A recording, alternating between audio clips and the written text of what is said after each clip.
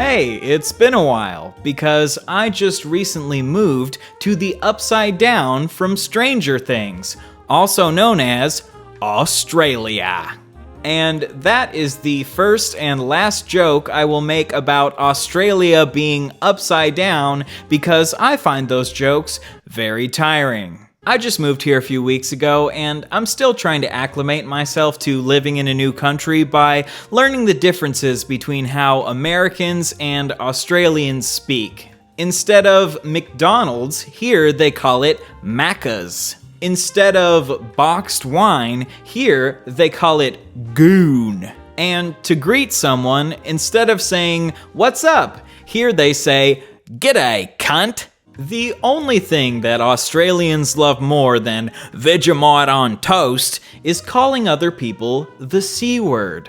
In America, some people consider the word cunt to be offensive, but in Australia, it's considered a term of endearment. So if you get offended by me saying cunt, unfortunately that means that you are Australia-phobic. Anyway, now that I'm a full-blooded Aussie, I thought it would be great to make a commentary video on another Australian.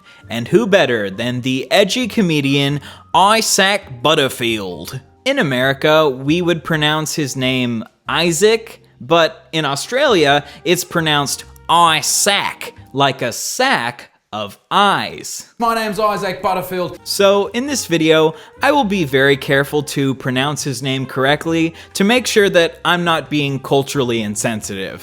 Now, it might be stupid for me to be making a video criticizing Isaac right after moving to this country, because he is one of the most famous comedians in Australia, and I'm sure I'll get some of his fanboys in my comments saying, "Go back to America, we don't want any fucking woke soy boys like you in our country." But before you attack me, just remember that America and Australia are allies. Both of our countries are some of the top in the world at treating refugees like shit and slaughtering indigenous people. Now, my personal opinion is that Isaac is a transphobic, fatphobic misogynist, but I don't want this to be my main focus because he clearly gets turned on when people call him these things. Nothing makes edgy comedians jizz in their pants faster than being called a bigot, because it fuels their victim narrative that the woke mob is trying to cancel me, so go subscribe to my shitty podcast,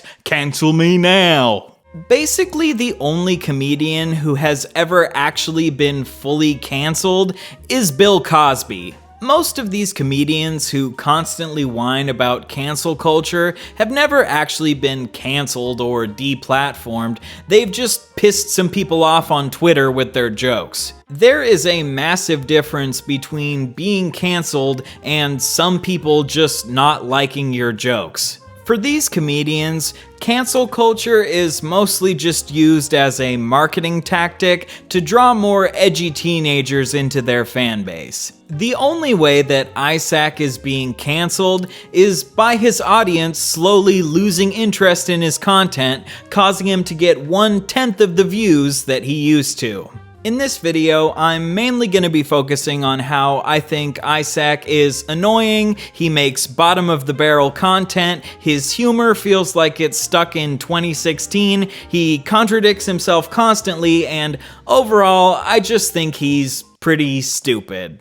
If Isaac ever responds to this video, I'm sure he'll call me fat, call me a soy boy, and accuse me of trying to cancel him, but I'm not trying to cancel him. I don't think he's done anything worthy of being deplatformed or anything. I just think he's uneducated, annoying, and hypocritical, so I'm gonna criticize him just like he criticizes other people on his channel in every video. Let me take a second to thank today's sponsor, Atlas VPN. If you don't have Atlas VPN at this point, then what the hell are you doing? Atlas VPN protects your internet traffic by sending it through an encrypted tunnel which hides your IP address and internet activities. This provides a ton of benefits, like protecting you from spying, allowing you to access geo-locked content on streaming services like Netflix, Amazon Prime, Disney Plus, and more. And you can even save money on multiple worldwide services that change their prices based on what region you live in. Airlines, for example, will often charge you more or less depending on what country you live in. All you have to do is download Atlas VPN by clicking the link in the description and then choose which country you want to browse the internet from. It is that simple. Right now, Atlas VPN is offering an amazing deal of 82% off your first 3 years for only $1.99 per month with a 30-day money-back guarantee. To access this amazing deal, all you gotta do is click the link in the description below. Thanks again, Atlas VPN. Recently, Isaac pissed off a bunch of people when he posted this on TikTok. Okay, I'm gonna freak everybody out. I'm gonna upset some people, and I enjoy doing that. Female body hair is disgusting. So, you find female body hair disgusting. The sight of a woman's body hair triggers a feeling of disgust in you.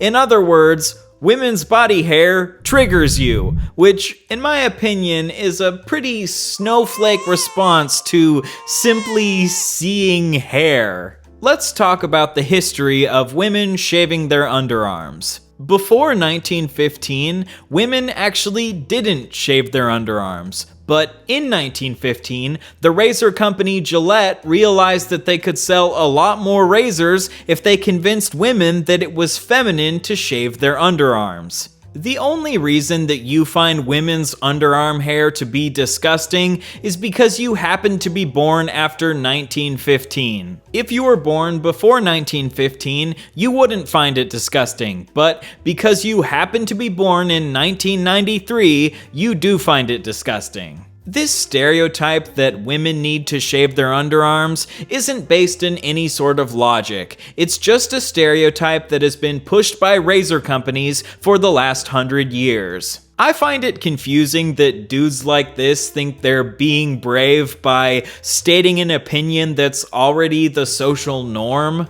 Like, yeah, most people find women's body hair disgusting because we've all been manipulated by razor companies into thinking it's disgusting. These companies need us to think it's disgusting so they can keep selling razors. You're not brave for sharing this opinion. You're just being a shill for Gillette. So I hope you got a nice fat paycheck from Gary Coombe, the CEO of Gillette, after sucking his dick so hard. Now, I do not personally believe in attacking other people for their personal preferences.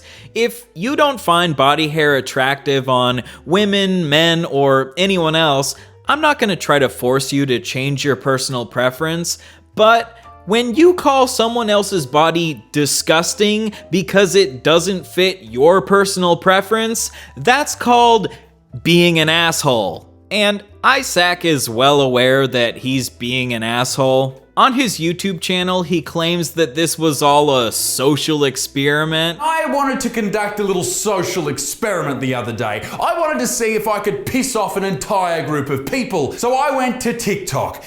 Wow, what an incredible experiment. When you tell people that their bodies are disgusting, they get angry. I would have never predicted that outcome. And Isaac is a massive hypocrite because he'll regularly criticize LGBT people for being too much of an asshole, but then he finds pride in the fact that he's an asshole. These are not my preferred pronouns. These are my pronouns.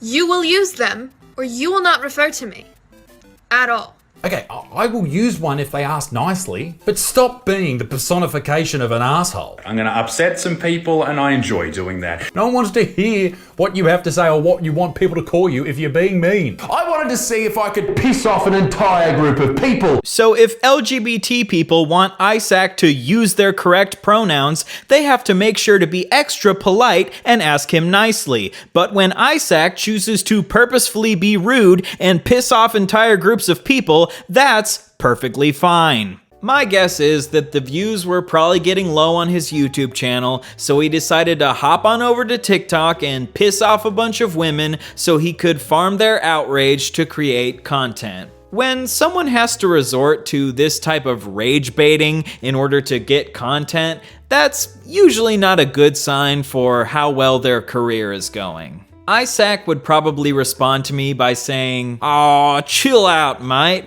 It's just a joke." Jokes like this, where the intention is just to piss women off, are the exact same type of humor as when boys in middle school run up to girls on the playground and pull their hair to get a reaction out of them. It's basically the most immature type of humor, but I shouldn't be surprised that someone with the signature catchphrase, "me dick stinks," has an immature sense of humor. The thing that annoys me about comedians like Isaac, who walk that line between being a comedian and being a political commentator, is that they are clearly trying to push a political narrative in their videos, but if anyone ever criticizes them for how dumb their opinions are, they always fall back on saying, "It was just a joke. These are all jokes." Even if he is joking, he is still promoting ideas in his videos that can be criticized. I am also a comedian who both makes jokes and shares my political opinions, but I try to make it very clear when I am joking, and I would never respond to someone who criticizes my opinions by saying, "I was just joking." Comedians should be able to stand behind the political messages they promote without needing to always hide behind the cop-out of, "I was just joking." After receiving a ton of backlash, Isaac posted a response video on YouTube, which, in my opinion, was some pussy shit. I'm not talking about a couple of days of growth of hair. Who gives a shit, right? Everyone's got hair. I'm talking about the chicks that have the big hairy bushes and think they're changing the world. They're the chicks I'm talking about. The ones that think they're defeating the patriarchy by growing fucking moss under their arms. No one gives a shit, love. You're not achieving shit. Isaac will regularly make very inflammatory statements. Female body hair is disgusting. But then once he gets backlash, he'll walk the statement back to make himself seem more reasonable. I wasn't saying that all women's body hair is disgusting, just when women grow too much of it, or when they think that growing it destroys the patriarchy. Isaac, why do you feel the need to backpedal like this? You clearly think that women's body hair is disgusting, so don't be a pussy. Own that shit. If you're a true free speech warrior, then why are you bowing down to these crazy feminists? Say it proudly. I think women's body hair is disgusting, and I think Gary Coombs' semen tastes like pineapple. Other than his rage-baiting content, Isaac also posts a lot of videos that rely on dishonest clickbait in order to get views. Like this video where he claims in the title that a woman was killed in a Nikocado avocado video, but when you actually watch the video, there is no evidence that any woman was actually killed. Or this video that implies that vegan teacher has died, but the video is actually just about Isaac saying that he doesn't want to talk about her anymore. Everyone on YouTube has to engage in some level of clickbait in order to get views, but it is not okay to be intentionally dishonest in your titles and thumbnails, especially if you're making false claims that people have died. Next, let's look at his recent video, 10 Reasons Woke Women Hate Men. This video is the type of video that would have probably gotten Isaac over 1 million views back in 2016, but thankfully it seems like a lot of the internet has moved on from watching these types of fear-mongering videos about woke women. This video is filled with exaggerated stereotypes and outright lies about feminists. Number 10, toxic masculinity. If there has been a buzzword over the past 5 years or so, toxic masculinity has to be up there with some of the greats. By definition, it is a set of attitudes and ways of behaving stereotypically associated with or expected of men, regarded as having a negative impact on men and society as a whole. So it's basically whatever men do. That is toxic masculinity. Anything that's bad that a man does is toxic masculinity. Anything bad that a female does is not toxic femininity, it is brave, powerful, wonderful, and fantastic. Yay! When have feminists ever claimed that women can't be toxic? No feminist on the entire planet believes that female empowerment means that women can just be as toxic as they want to be and go around committing whatever crimes they want to without being held responsible. That is obviously fucking stupid. On social media, everything that dudes do is deemed toxic masculinity. When Will Smith the other week slapped Chris Rock because Will Smith is a big old pussy, that was not to... You can't blame Will Smith for that. You blame toxic masculinity. Huh? No one is blaming toxic masculinity. They're blaming Will Smith for exhibiting toxic masculinity. Just like if someone commits murder, we don't blame murder, we blame the person for committing murder.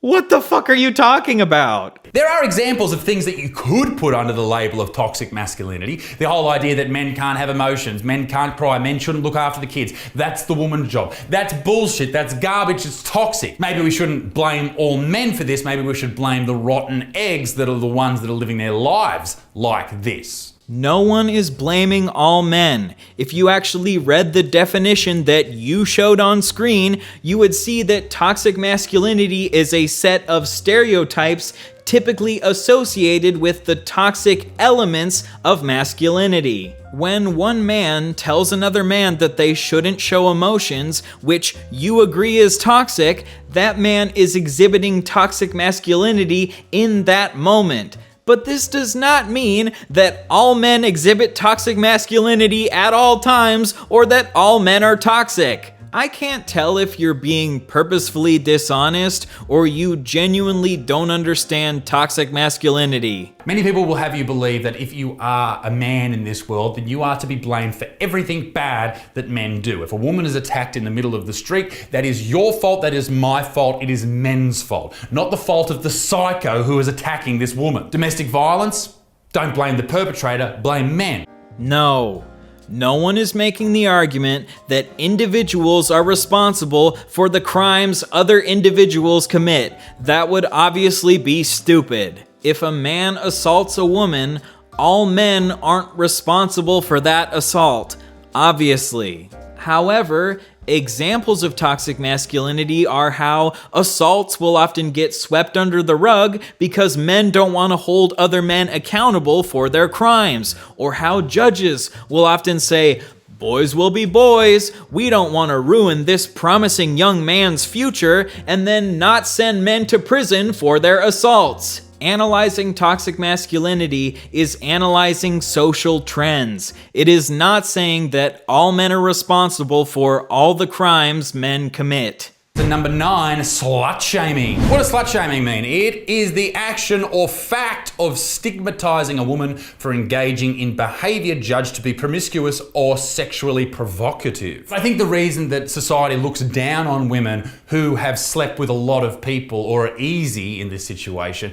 is because it's so simple for them to get sex. For a man to get a lot of sex, he's got to be funny, intelligent, he's got to be all these things, he's got to be muscular, he's got to be good looking. For a lady to get sex, all she has to do is just slightly open her fucking legs. I have never understood this argument. What you're saying is that it's easy for women to get sex because men usually want sex, and it's not easy for men to get sex because women usually don't want sex. So, if men are the ones who usually want sex, then what you're saying is, by default, men are sluts. And if women usually don't want sex, then by default, women aren't sluts. But you're saying it makes sense to shame a woman when she decides to want sex as much as men want sex? So if we should shame women for wanting sex as much as men do, then why aren't we also shaming the men for wanting sex? You're a massive slut because you want sex as much as men do, and that is not okay. How does that make any logical fucking sense? In reality,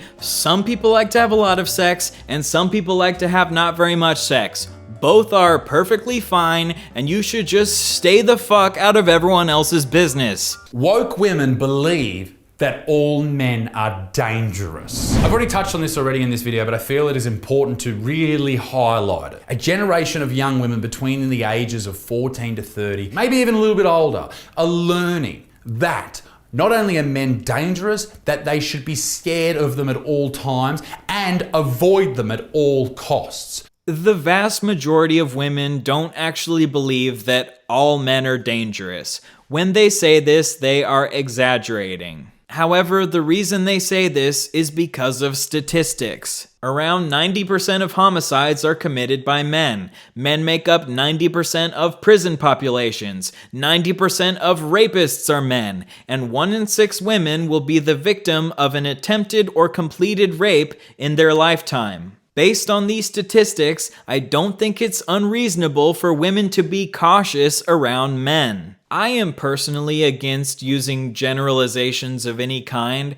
so I would never personally say that all men are dangerous, but when women say this, it is a hyperbolic exaggeration that comes from a place of frustration with how men have treated them. Anything that is going wrong in their life, their personal life, their work lives, can be and should be blamed on men. What a fucking cop-out. Blaming everything on the patriarchy is a weak way to live your life, and you will not be successful carrying on like that. No one is saying that every single problem women face comes from the patriarchy. There are all sorts of systems that can harm women. Racism, classism, ableism, etc. All that we're talking about when we mention the patriarchy is that historically, men have held more positions of power than women, and they have used this power to restrict women's rights and not hold men accountable when they hurt women. But is the patriarchy the cause of every single one of women's problems? Of course not. Number 5, and this is a great one and a great reason to hate men, male feminists. The wolf in sheep's clothing. Basically, what a male feminist is a predator hiding in camouflage looking to pounce. The only reason male feminists exist is to fuck chicks. This is it. The only reason. If you know a guy who says he's a male feminist, he's trying to fuck you. This is what pisses me off the most about Isaac Butterfield. The way he contradicts himself without even realizing it. He has just ranted for 8 minutes about how we shouldn't generalize all men, but now he's generalizing that all male feminists are predators. The only reason. If you know a guy who says he's a male feminist, he's trying to fuck you. Do you not see the hypocrisy of generalizing an entire group of people directly after criticizing women for generalizing an entire group of people? Now, I agree that a disturbing number of men who claim to be feminists turn out to be predators, but saying that all male feminists are predators is exactly like saying that all men are dangerous. This just shows me that you're not actually against people making generalizations, you're just against women doing it. A male feminist is just any man who believes that men and women should be equal. But I know that Isaac's response to this would be, maybe that's what feminism was about back before women had the right to vote, but modern feminism isn't about gender equality. You are wrong. Modern feminism is still about gender equality. What you do for a living is you go on TikTok and find the most extreme feminists you can find, and you use them to paint a narrative that modern feminists are insane. What you are doing is pushing a dishonest agenda. It is not based in reality. I am very left-wing and what you would probably consider woke, but I am nothing like the extreme straw man that you have created of what woke feminists are like. And I am willing to bet that the vast majority of feminists would agree with everything I have said. Finally, let's look at a few more examples of Isaac blatantly contradicting himself. Isaac has a long-running beef with the leftist streamer Vaush that started because Vaush made a joke that Isaac is a child groomer. Tick-tock.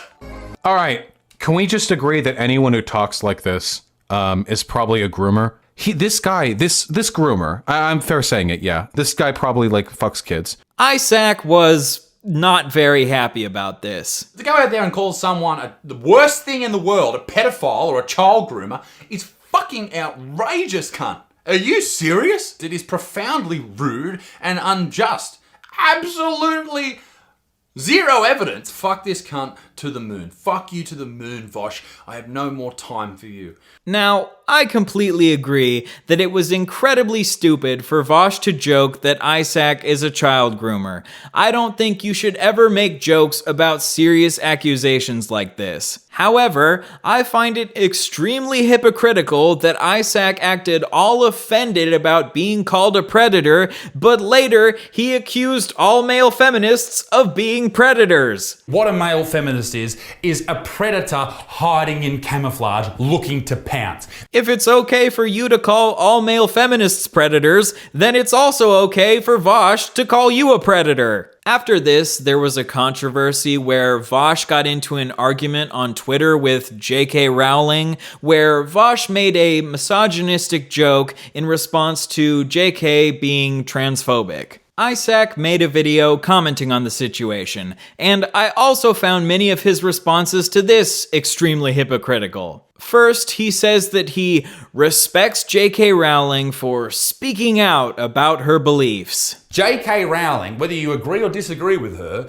she has the balls, the fanny flaps, to go out there and talk about what she genuinely believes. And you have to respect that, whether you believe it or not, whether you agree with her or not. If she goes out there and talks about what she genuinely believes, that's some good shit. So, even if people disagree with J.K. Rowling, they need to respect her because she spoke out about what she believes. However, this goes completely against how he acts towards other feminists. When feminists say that they hate men, he doesn't call them brave, he calls them insane woke idiots. But when J.K. Rowling says something transphobic, all of a sudden she's brave. When you call one feminist a woke idiot for saying they hate men, but you call another feminist brave for saying something transphobic, it seems like you only think feminists are brave when they say things that are in line with your transphobic beliefs.